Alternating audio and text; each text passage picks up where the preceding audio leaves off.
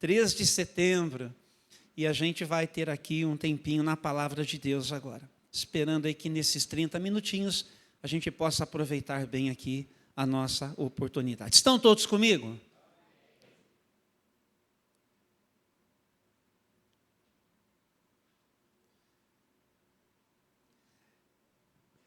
Lá na terra de Israel, não fazia muito tempo que eles tinham experimentado um tempo de fartura, onde tudo corria muito bem. Assim foi o reinado de Salomão. Tempos de paz, tempos de prosperidade. Não é bom quando tudo vai bem? Pois é. Só que no final das contas, o Salomão, ele não ajudou muito. E o que aconteceu é que aquela nação forte, próspera, ela acabou experimentando, na sequência, pelos sucessores de Salomão e como consequência das decisões dele também, acabou experimentando uma divisão. E daí, essa nação Israel ficou dividida em 2 reinos. O pessoal que estava mais no norte e o pessoal que estava mais no sul. O pessoal do norte levou o nome da nação, Israel. Tinha uma cidade que era a capital, Samaria.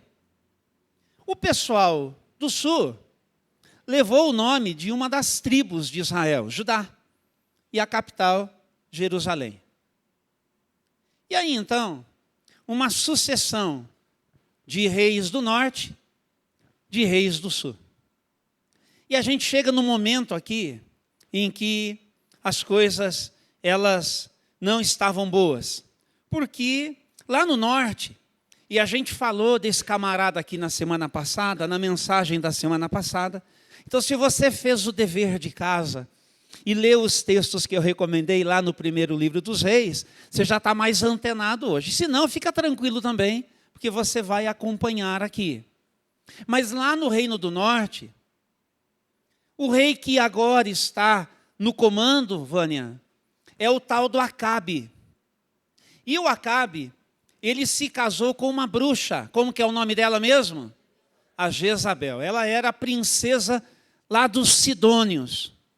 E aí então, tem um registro para a gente aqui, uma primeira leitura da palavra de Deus, só para você entender aqui a situação. Acompanhe comigo, por favor, nessa primeira leitura da palavra de Deus, em 1 Reis, primeiro livro dos reis, no capítulo de número 16, a partir do versículo 29.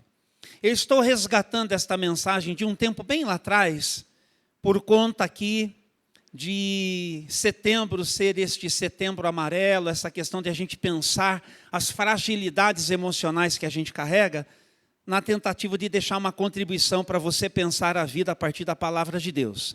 Uma pequena sementezinha para o seu coração. Diz assim, primeiro livro dos reis, o capítulo de número 16, a partir do versículo 29. O Acabe, filho de Onri, começou a reinar em Israel no 38º ano do reinado de Asa, rei de Judá. E ele reinou em Samaria por 22 anos. E Acabe, filho de Onri, fez o que era mal aos olhos do Senhor, pior que todos os reis diante dele. E como se não bastasse seguir o exemplo pecaminoso de Jeroboão, casou-se com Jezabel, filha de Et-Baal, rei dos Sidônios, e começou a se prostrar diante de Baal e adorá-lo. Primeiro, Acabe construiu um templo e um altar para Baal em Samaria. Depois, levantou um poste para a deusa Azerá. Fez mais coisas para provocar a ira do Senhor, Deus de Israel, que todos os reis de Israel antes dele. Até aqui, por enquanto. Então, o que a gente tem? A gente tem alguém que governa, e governa ao lado de uma bruxa, e que dão espaço para um tempo muito complicado, mais complicado, no Reino do Norte. Você já escutou aqui a palavra declarando que não houve alguém pior do que ele. Porque o Baal, ele tinha uma namorada que era Azerá. Era assim, não é? O casal divino dos Sidônios. E A adoração a estes deuses, ela estava ligada a muita promiscuidade, a muita prostituição. Tinham até sacrifícios humanos que eram feitos, enfim. Então você imagina, no meio do povo de Deus, chamado para adorar o Eterno, essas coisas entrando. E o povo se deixou levar. O povo se deixou levar, gente, porque como gente, a gente tem a tendência de seguir a multidão. A gente vê todo mundo fazendo e começa a ser normal. E a gente vai atrás. E quando aquilo que todo mundo está fazendo da sua vida se torna normal na sociedade, a gente perde a sensibilidade e a gente se deixa levar. Aqui claramente o texto está dizendo que esse caminho, desde o rei, que pega no povo, fez com que Deus ficasse profundamente desgastado com o seu povo. Diz que eles estavam provocando a ira do Senhor, veja uma coisa, provocando o Eterno. Porque estão indo num sentido completamente diferente daquilo que era a proposta de Deus para a vida deles.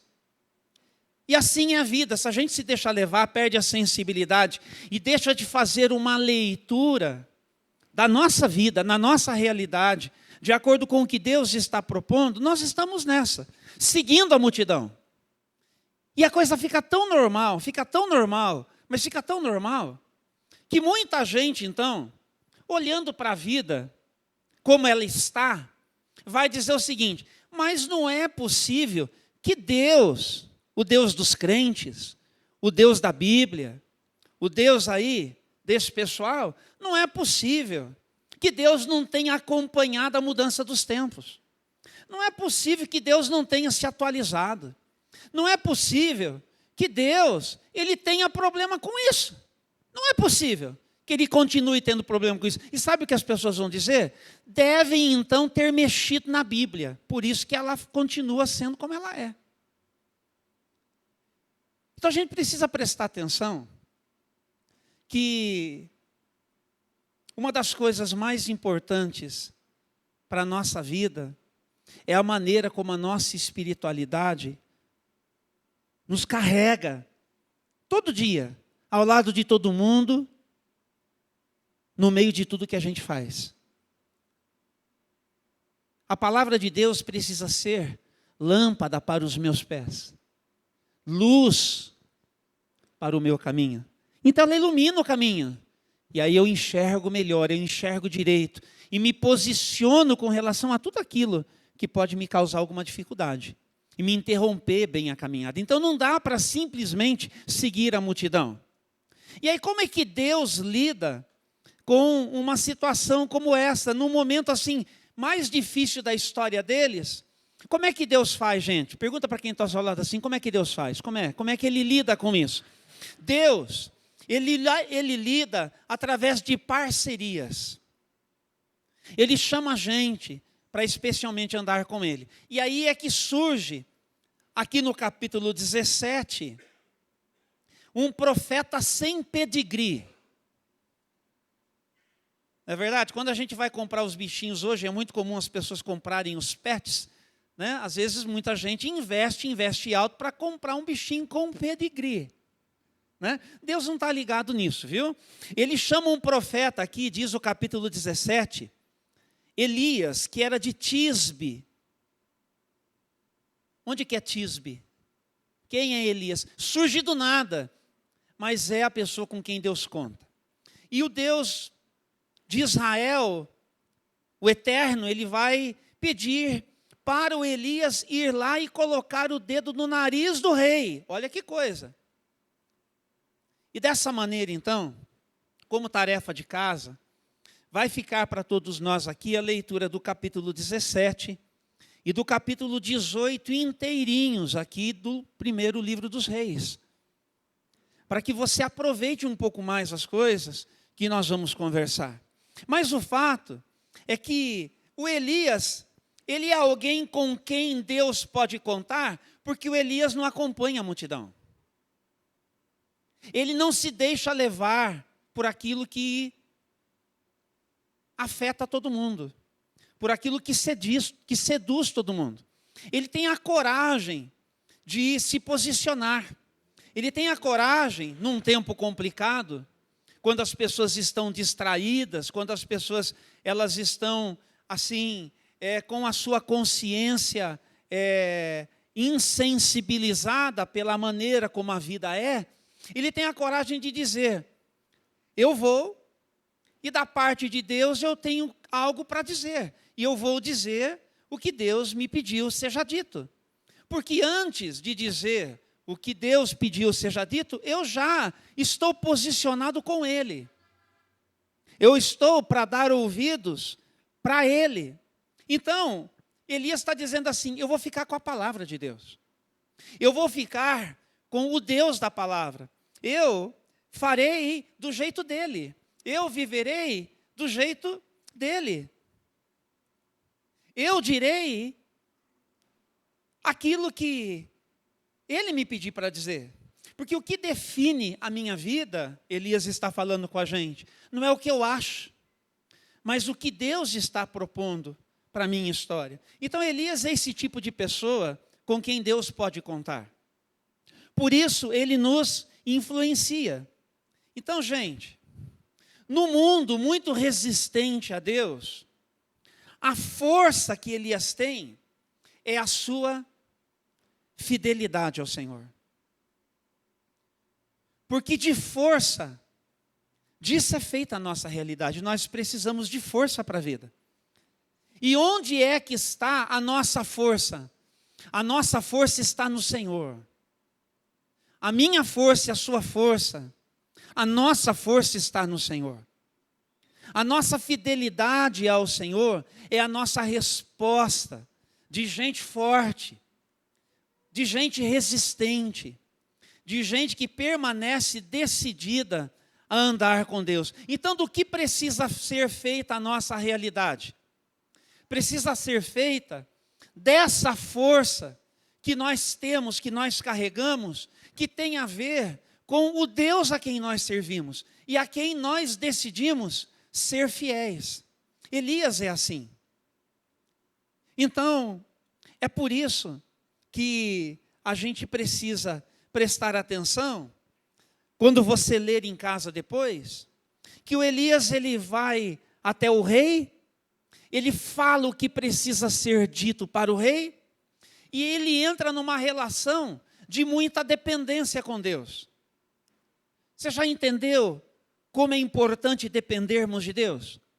Já entendeu mesmo? Já entendeu? Porque o Elias, para depender de Deus, ele tem que ir para um riacho, onde é dali que ele vai beber, um lugar que para ele comer, ele precisa esperar os corvos enviados por Deus trazerem comida. Você está entendendo o nível de dependência? Você conhece isso?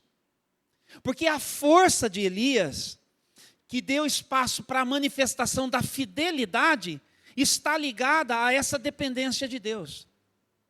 Aí diz que quando o riacho secou, ele foi, como Deus pediu, para a casa de uma senhora, que ela tinha só um restinho para o próximo chá da tarde. Diz que era um pouquinho de farinha e um restinho de azeite, que era para fazer a última refeição, essa expressão. Deu para entender a escassez? E ali, no poder do Senhor, a coisa foi multiplicada. Entende o nível de dependência? De depender de Deus, de confiar em Deus. Você entende que de tipo de força que a gente está falando? Então Elias, ele está experimentando algumas coisas, mas não parou por aí, porque passou um tempo, o filho da mulher morreu. E sabe o que foi que aconteceu? O primeiro milagre de ressurreição registrado na Bíblia foi Deus usando Elias para trazer o menino de volta. Não é extraordinário? Você escuta toda hora aí falar que alguém morreu, ressuscitou? Não é assim, mas ali foi. Então, tem um nível de dependência que Elias tem de Deus, que faz ele percorrer todo esse caminho, mas ainda não acabou.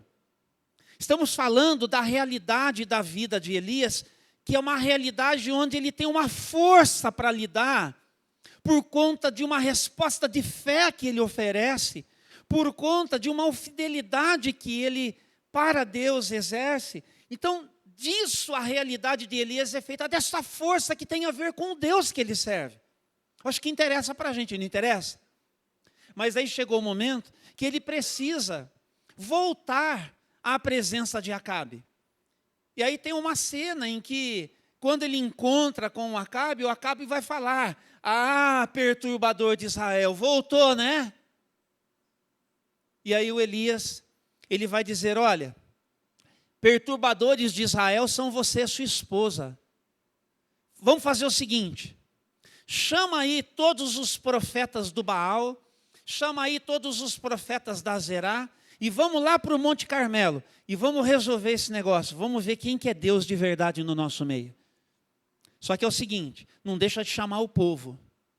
E aí tem aquela famosa cena, daquele confronto, em que desde manhã, até o meio da tarde, a Bíblia vai chamar o meio da tarde de a hora do sacrifício. Os profetas, 850, 450 de um, 400 do outro, invocaram a manhã inteira, passaram o almoço, chegou ali para o meio da tarde. E vocês acham que Baal ou Azerá responderam? Mas não responderam mesmo, porque de Deus eles não têm nada. E aí então Elias, ele invocou uma vez o nome do Eterno. Ele disse assim: Senhor, tu que és Deus, responde com fogo. E fogo do céu caiu. Como dizia a missionária Marlene de Oliveira, isso aqui é só para crente Abraão. Porque tem que crer. Mas a Bíblia, ela é esse ambiente de fé e de confiança. E fogo desceu. E sabe qual foi o resultado daquilo? Todo um povo declarando: só o Senhor é Deus. Porque exigia essa manifestação de poder, para quebrar a incredulidade, para que a manifestação do Eterno demonstrasse, afinal de contas, a quem é que eles estavam servindo, e o convite para de novo se organizarem na vida, na presença desse Deus. Essa é a força, esse é o vigor que Elias tem, numa relação de dependência com Deus. Isso é desejável para mim, isso é desejável para você. Nós precisamos dessa força. Quantos precisam dessa força na vida? Você precisa dessa força na vida? Nós precisamos. Qual que é então a questão? Compromisso com o Eterno. As nossas respostas de fé têm a ver com o nosso compromisso com o Eterno. Mas aí então, eu queria reparar com você aqui, mas será que só de força é feita a nossa realidade? Será que a gente está forte o tempo todo? A gente está forte o tempo todo? Não. Todo mundo está concordando porque a gente não está forte o tempo todo. A gente não está forte o tempo todo.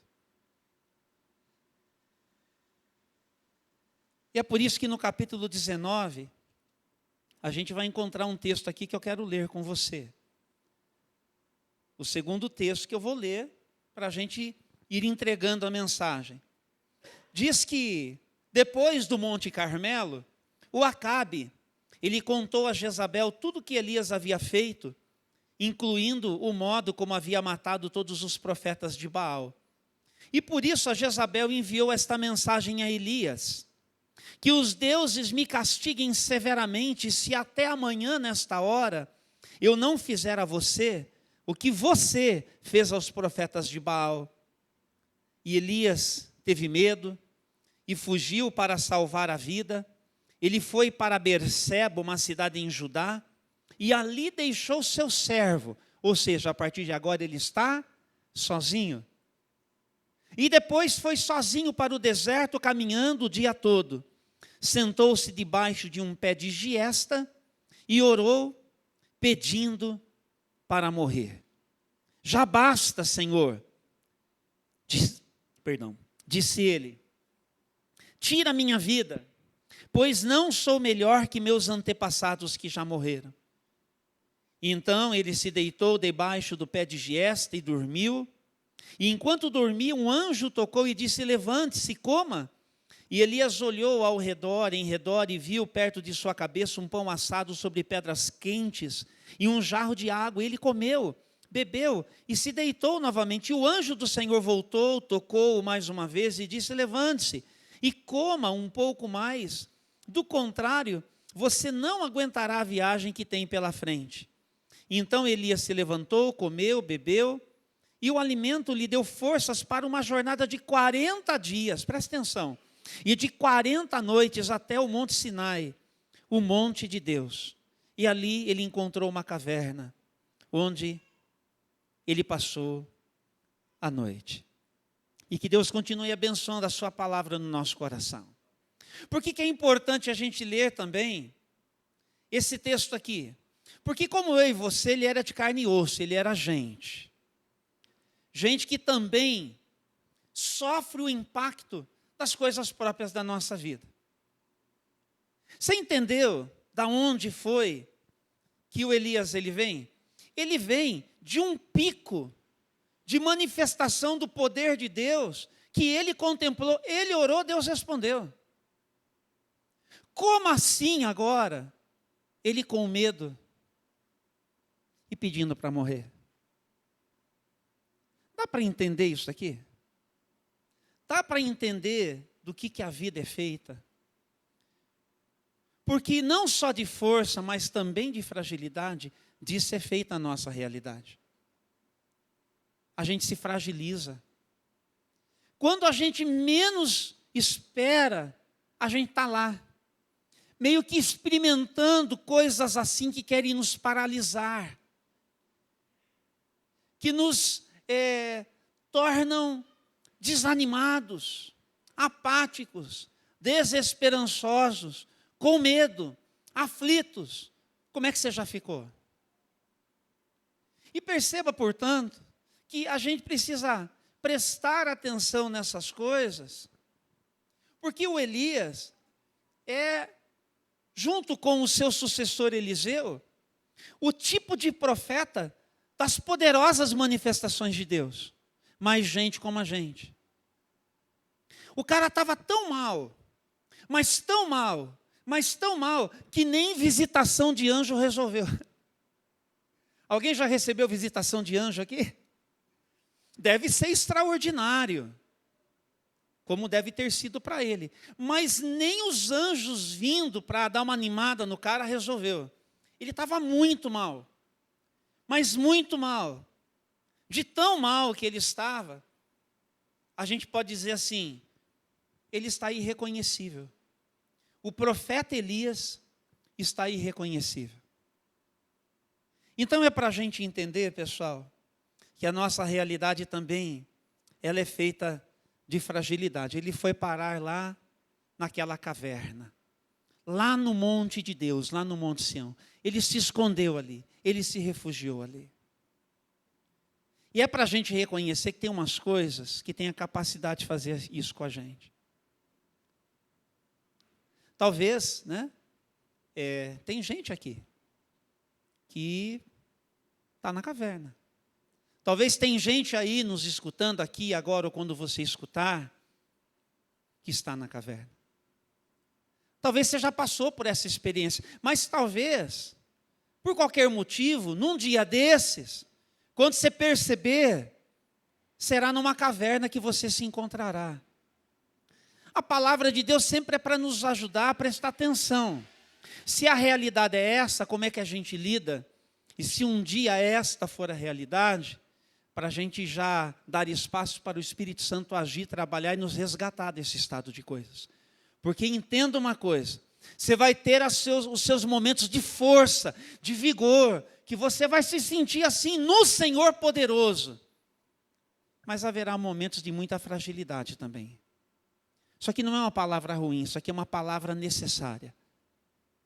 Isso aqui é uma palavra para a gente que quer lidar com a vida direito, levando Deus em conta. A gente precisa disso. Para a gente entender do que é feita a nossa realidade. E é por isso, então, que a gente começa a olhar aqui, como é que Deus lida com isso? Como é que Deus lidou com Elias? Não foi dando um bom sermão. E aí, rapaz, você não é homem, não? Você não sabe que homem não chora? O que você está fazendo aí, rapaz? Onde já se viu você entrar aí, Elias? Por favor, né? Não é assim que ele faz. Deus, ele tira a bola sem fazer falta. Diz para quem está ao seu lado assim, Deus sabe tirar a bola sem fazer falta. É assim que ele faz. Continua o texto aqui para a gente, dizendo o seguinte, versículo de número 9, a parte B do versículo, diz que o Elias encontrou uma caverna, passou a noite ali, e o Senhor vem e fala com Elias, fazendo uma pergunta que a gente precisa escutar. O que você está fazendo aí, meu querido? Por que você está aí? Que a gente precisa perceber. Que a gente precisa notar. O que é que você está fazendo aí? E apesar de Deus ir assim, desse jeitinho que eu disse, o Elias rasga o verbo de novo, pessoal. Olha o versículo de número 10. Ele respondeu, eu tenho servido com zelo ao Senhor, o Deus dos exércitos. Contudo, os israelitas quebraram a aliança contigo, derrubaram teus altares, mataram os teus profetas. Eu sou o único que restou e agora também procuram me matar. O que ele tem? Lamento. Ele tem um olhar pessimista da vida. Ele tem um olhar apequenado da sua história atual. É o que ele consegue enxergar. Já percebeu que quando nós estamos assim contaminados pela fragilidade, a gente não consegue enxergar direito? A gente só enxerga aquilo que no momento nos trava, aquilo que no momento nos faz prisioneiros. É aquela situação que pesa no coração. E a gente não consegue se libertar disso. Isso é coisa de gente, é coisa da gente. Então, é por isso que o Senhor, Ele faz a gente perceber como que a gente deve fazer, o que a gente tem que fazer quando a gente passa por essa situação. A resposta de Deus para Elias é essa do versículo 11. Saia e ponha-se diante de mim no monte, diz o Senhor. Ponha-se diante de mim no monte. Em outras palavras, você está frágil? Vem para a minha presença. Porque só na presença do Senhor que tem cura, gente. Só Deus pode dar um jeito nesse estado de coisas. Diga para quem está ao seu lado, só Deus pode. Só Deus pode. Quando a gente pede para você fazer esse exercício, é para que isso fique muito claro. E você escute Deus dizendo, venha para a minha presença. Venha para a minha presença. Eu sei lidar com você. Eu posso lidar com isso, com o que você não pode, com o que você não consegue. Você não pode, você não consegue sozinho, mas eu posso. Então vem para a minha presença.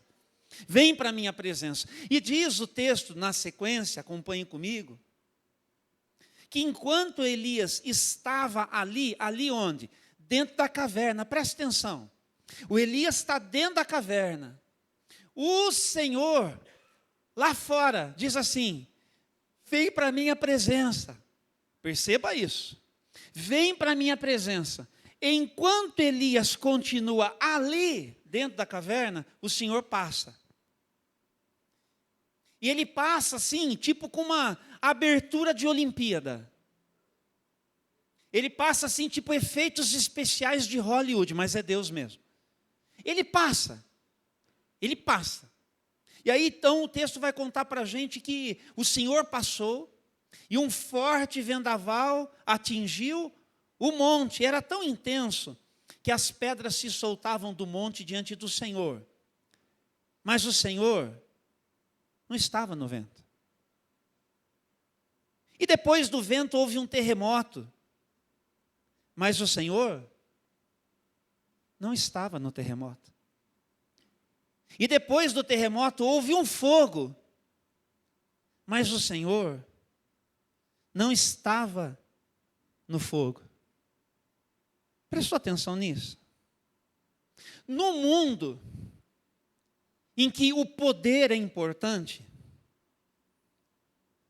teve um momento em que Deus manifestou o seu poder para fazer diferença lá no Monte Carmelo. Elias orou, Deus respondeu. Era o momento para levar o povo a declarar: só o Senhor é Deus. Elias forte, Elias vigoroso, Elias convicto. Elias, lá no Carmelo, zombou dos profetas. Falou, viu, cadê o Deus de vocês? Será que ele está almoçando, tirou um cochilo? Não vem, não? E ele tinha tanta convicção, tanta fé, que ele falou, agora eu vou orar, meu Deus vai responder. E assim aconteceu. Mas aqui Elias está frágil. E aqui o poder de Deus tem um outro objetivo. Ele passa, como a gente viu aqui, ele passa com terremoto, ele passa com vento, ele passa com fogo, mas a sua presença não está nisso. Porque onde tem poder, é para isso que a gente tem a tendência de olhar. Porque se a gente pudesse tudo, por que a gente precisaria de um Deus? Gente, isso aqui é mais prático do que você imagina. Porque tem gente que vai se organizar para poder, e quanto mais pode, menos precisa de Deus. Isso acontece de diversas maneiras. Isso tem a ver com trabalho, tem a ver com profissão, tem a ver com dinheiro, tem a ver com postura. Isso aqui tem a ver com aquilo que a gente constrói e a gente fala, olha o que eu construí, olha a minha vida. Para que uma pessoa assim precisa de Deus? Porque é o poder que ela possui, é a sua estrutura. Jesus vai alertar sobre isso, por exemplo, quando ele diz assim, olha, ninguém pode servir a dois senhores. Ou vai servir a Deus, ou vai servir a Mamon, pensando nas posses, pensando nas riquezas, pensando nas conquistas, de maneira que Jesus vai contar para a gente o seguinte, olha, aquilo que você possui, aquilo que você constrói, aquilo que você tem, se você não cuidar, vai possuir você. Porque aquilo que você tem, que constrói, que possui, não é neutro, afeta você. E Jesus compara isso a uma personalidade que atrai você, seduz você e aprisiona você, alguém que passa a mandar em você. Então é sério. Por isso que Deus, quando passa com esta manifestação poderosa, faz questão por seu Espírito de na sua palavra dizer assim, mas o Senhor não estava nessas coisas. Porque agora, Deus quer falar diferente com Elias. Sabe o que é que Deus quer ensinar para Elias? Deus quer ensinar que se Elias pôde contar com Deus, na hora em que ele está forte, Elias precisa contar com Deus na hora que ele está fraco. A tendência da gente na hora da fraqueza não é ir para a presença de Deus, é a gente se isolar dela, é a gente se afastar dela, é a gente encontrar mais gente que está nesse estado de coisas, que possa compor um grande coral para dizer assim, afinal de contas, onde está o meu Deus? Se Deus é Deus, por que deixou que isso acontecesse comigo? Se Deus é Deus, por que deixou que as coisas chegassem a esse ponto? Se Deus é Deus, por que eu fui injustiçado? Por que eu fui humilhado? Por que se Deus é Deus, chegou ao ponto em que chegou? Deus está ensinando para Elias e está ensinando para mim e para você que a nossa realidade não é só feita de força, que a nossa realidade também é feita de fragilidade. E que se nós precisamos de Deus, quando a gente está forte, para Ele respaldar essa nossa força, nós precisamos de Deus quando a gente está fraco, quando a gente está na fragilidade. E é por isso que o texto vai dizer o seguinte, versículo de número 12, diz que na parte B do versículo, depois do fogo, veio um suave sussurro. Um suave sussurro. O que um suave sussurro lembra para você? E sabe o que a palavra de Deus diz? Que quando Elias o ouviu, ele cobriu o rosto com a capa. E o que aconteceu finalmente? Ele saiu. Ele saiu e ficou na entrada da caverna. Não foi terremoto, não foi vendaval, não foi fogo que conseguiu tirar Elias da caverna, porque Deus não estava naquilo. Mas quando Deus bradou suavemente, Elias saiu. Como Deus havia dito para ele, saia daí e ponha-se na minha presença. E sabe o que Elias fez? Saiu e se colocou na presença de Deus. Esse tem que ser o nosso movimento. De ouvir esta voz, que não está no meio da tormenta, mas está naquele silêncio. Sabe, naquele vazio que a gente sente? Você já sentiu esse vazio? Já acordou naquele dia que parece que não sei? Conhece esse dia? Parece que não sei. No meio disso, Deus fala. Deus sussurra. Deus chama a gente pelo nome. E Deus fala, vem para a minha presença. Deus está chamando para a gente sair da caverna. Para a gente ir para a presença dEle. E aí então diz o texto que uma voz disse, de novo, Elias, o que você está fazendo aqui? E olha que impressionante, gente. Como a nossa fragilidade, ela nos afeta de verdade. Porque ele reage agora a Deus. Ele vai ao encontro da presença de Deus. Ele está no monte de Deus, mas dentro de uma caverna. Monte de Deus é lugar de encontro com Deus. E finalmente ele sai.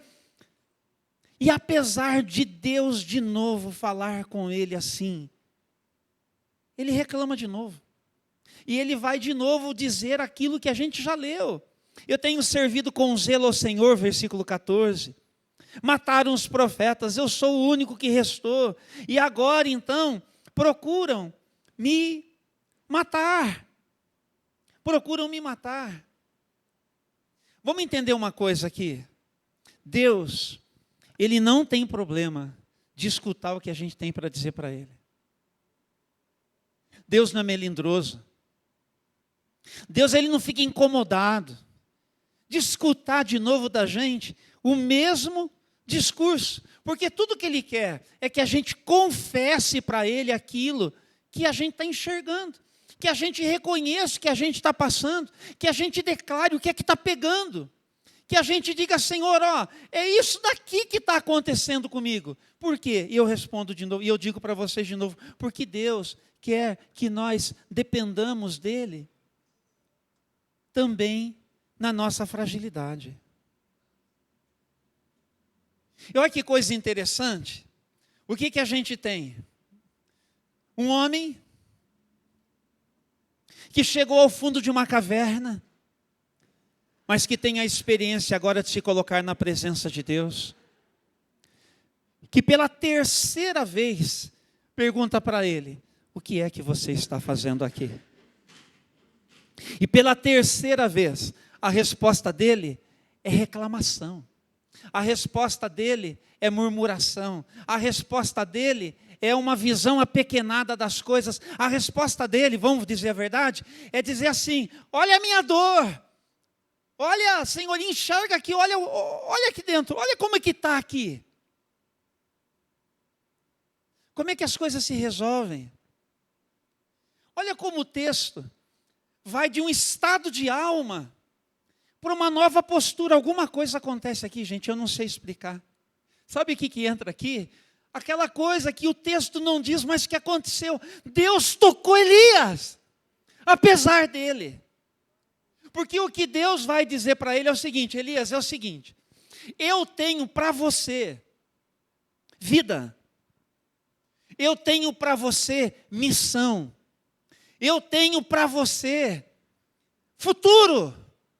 Então eu tenho uma missão internacional, eu tenho uma missão local, e eu vou deixar para você um legado existencial. É isso que eu tenho para você. Então você vai voltar pelo mesmo caminho que você veio. Presta atenção, 40 dias e 40 noites para chegar. Você vai voltar pelo mesmo caminho. Fazendo a conta, pastor Francisco, o irmão que gosta de viajar bastante, mais de 1.000 quilômetros e de volta aqui. Só pesquisar lá.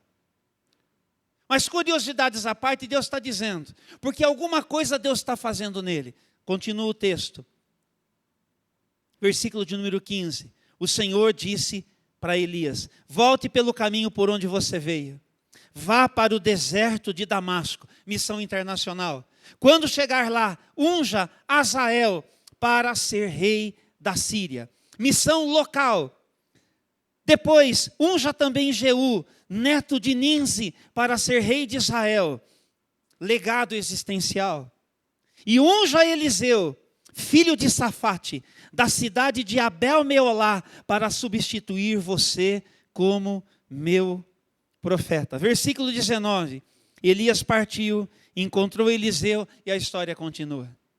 Como é que um homem que está assim tem força para voltar pelo mesmo caminho e retomar com vigor a vida de profeta? Porque alguma coisa aconteceu, sabe onde, gente? Na presença de Deus. Na presença de Deus, na presença de Deus. Sabe onde nós estamos, por exemplo, aqui agora? É na presença de Deus. É na presença de Deus. E todas as vezes que você estiver lá, me permita dizer assim, enfiado lá na caverna, seja como você estiver, preste atenção, porque Deus vai chamar você para sair. E mesmo que você saia, me permita, vomitando algumas coisas que você carrega, que estão te dando indigestão e fazendo mal, fala para Ele, porque alguma coisa vai acontecer. E Ele vai te reabilitar, Ele vai te revigorar, e Ele vai te dar um novo ânimo, e Ele vai dizer: tem muita coisa para viver ainda, tem muita coisa para fazer ainda, eu conto com você, eu preciso de você, então vai, volte. Esse é o chamado de Deus para a gente, dos momentos mais difíceis, só Deus pode fazer isso, dizer assim: volta, volte, vamos junto. Porque de força e de fragilidade, disso é feita a nossa realidade. Hoje pela manhã, o convite para a oração é para você que está forte no Senhor, permanecer dizendo sim para Deus, e não para tudo aquilo que você deve continuar dizendo não. Porque não faz bem nem para a sua vida, nem para a sua história, muito menos para a sua família e para as pessoas que você conhece. Ande com Deus como Elias andou. Se você está frágil, a boa notícia é que nós estamos na presença do Senhor. E na presença do Senhor, o que precisa acontecer, acontece. E vai acontecer aqui e agora, porque é da parte do Senhor, para te reabilitar. E que dessa forma, a gente possa seguir a nossa jornada, e que ela seja uma jornada para a glória de Deus, porque de força e fragilidade, disso é feita a nossa realidade, e a nossa realidade é o palco da existência onde Deus está, onde Deus opera, onde Deus glorifica o seu nome. Quero orar com você agora. Vamos orar, meus irmãos?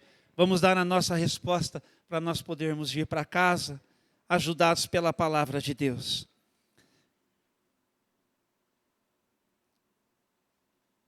Ore comigo, reaja comigo, responda comigo. Deus, nosso amado Pai, nós queremos te dar graças, meu amado, pela bênção de hoje pela manhã, ouvirmos a tua palavra, pensarmos a nossa história e sairmos daqui com decisões tomadas. Nós te agradecemos pelo momento da nossa vida em que nós somos fortes no Senhor. É o Senhor que nos empodera, que nos ajuda, lá em casa, lá no trabalho, nos enfrentamentos, quando somos, ó Deus, pressionados pela vida. Obrigado porque podemos confiar no Senhor e do Senhor receber a força que precisamos. Queremos declarar a nossa fé, queremos declarar uma vez mais a nossa dependência, queremos uma vez mais dizer sim para o Senhor, e do Senhor receber a força para dizer não a todas as propostas que nada tem a ver com o Senhor. Ajuda-nos a ter uma visão da nossa vida, da nossa história hoje, nos termos do Senhor. Nos abençoa, Senhor, com a tua presença, com o vigor da tua presença em nós, do teu Espírito agindo em nós. Mas nós queremos reconhecer também a nossa fragilidade. Queremos reconhecer, ó Deus, que em muitas ocasiões da nossa vida, nós somos mesmo fracos. E nós somos assim, ó Deus, vulneráveis. E como Elias, chegamos ao ponto de ter a coragem de pensar assim: acho que é melhor morrer. Não tem nada mais para eu fazer. Já não vejo mais a vida com expectativa, já não tenho mais esperanças. Quando nós enxergamos, Senhor, somente o tamanho da circunstância, não enxergamos mais nada e nos refugiamos, Senhor. Nós buscamos a solidão, nós buscamos um caminho de lamento, nós ficamos ali acuados, paralisados. Mas obrigado porque o Senhor é o Deus que com um sussurro nos convida à tua presença. Obrigado porque esse sussurro é o Senhor nos chamando pelo nome, é o Senhor nos convidando para uma experiência de restauração, para uma experiência, ó Deus, de renovo. Obrigado porque o Senhor nos chama também hoje de manhã a isso. E nós queremos ouvir mesmo o que é que o Senhor tem a dizer sobre o próximo ato da nossa vida, sobre o próximo passo da nossa vida, sobre as coisas que de novo nós precisamos enxergar a respeito da vida. Quantas coisas o Senhor já disse e nós esquecemos, porque os motivos que nos afligiram foram de verdade, nos fizeram sofrer, nos fizeram chorar, nos levaram para a caverna. Mas é o Senhor que nos liberta desse estado de coisas e nos diz: volta, e nos diz: levante-se, e nos diz: prossiga, e nos diz: viva, porque eu tenho muita coisa para realizar em você, coisas para fazer através de você, e tem uma caminhada para a gente percorrer junto. Obrigado, Senhor. Obrigado porque o Senhor é Deus que fala assim, que faz assim com a gente. Ai, eterno, só o Senhor sabe o estado da alma deste homem e desta mulher que estão aqui. Só o Senhor é quem sabe o estado da alma desta pessoa querida que nos acompanha pela transmissão aqui agora, ou quando o Senhor preparar. Que o Senhor possa resgatar, que o Senhor possa aplicar o teu bálsamo, que o Senhor possa trazer cura, e que assim o Senhor possa glorificar o teu nome, Senhor. Só o Senhor é que nos ajuda a lidar com a vida, com todas as dores, sofrimentos, em meio a todas as perdas, a todas as angústias. Obrigado porque o Senhor é Deus conosco. Obrigado porque o Senhor é Deus em nós. Obrigado porque o Senhor é o Deus da vida. Nós nos lembramos do Senhor Jesus, lá no Getsêmani, suando sangue, olhando para a cruz, sentindo a angústia do que vinha pela frente, mas em todas as coisas, pedindo forças para ti, ó Pai, clamando por ajuda para ir até o fim, para fazer o que precisava ser feito. Se o Senhor, que rasgou o seu filho na cruz, que moeu o seu filho na cruz, que machucou o seu filho na cruz, fez isto por amor de nós, tu és este Deus que hoje nos resgata, tu és este Deus que hoje nos restaura, tu és este Deus que tem cura para a nossa vida, hoje e sempre que nós voltarmos a disso precisar. Louvado seja o teu nome. Nós te agradecemos por tudo isto, por aquilo que o Senhor está fazendo em nós hoje pela manhã. Vamos nos colocar de pé agora, por favor, queridos. Vamos abrir as nossas mãos assim, olha, para receber a bênção do Senhor. Como quem diz: Senhor, não tenho nada, mas eu recebo tudo o que do Senhor eu possa receber hoje de manhã. Que a graça do nosso Senhor e Salvador Jesus Cristo, e que o amor de Deus, o nosso Pai, e que as benditas consolações do Santo Espírito sejam sobre a sua vida, sejam sobre a igreja de Jesus, hoje e para todos sempre. E o povo de Deus diz: amém, amém e amém. Um bom domingo a todos. Aplauda o nome de Jesus.